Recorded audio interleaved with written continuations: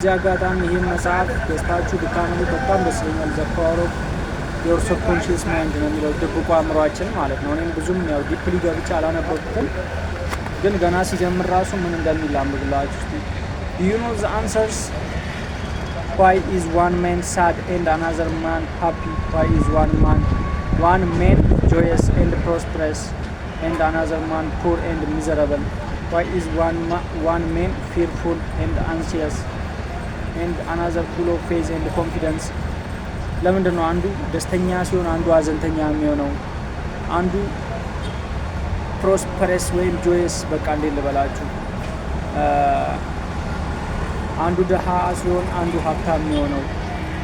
አንዱ በጣም በፍርሃት የተሞላ የሚሆነው፣ አንዱ ደግሞ በድፍረት የተሞላ የሚሆነው?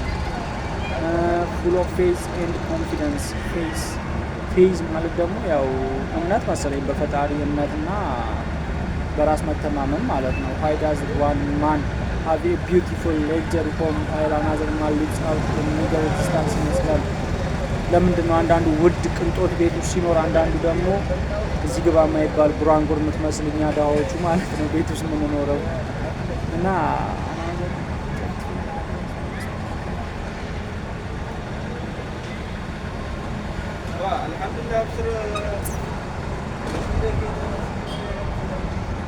ብቻ እስቲ በደንብ አንብቤው ብሪፍሊ እንትን እላችኋለሁ።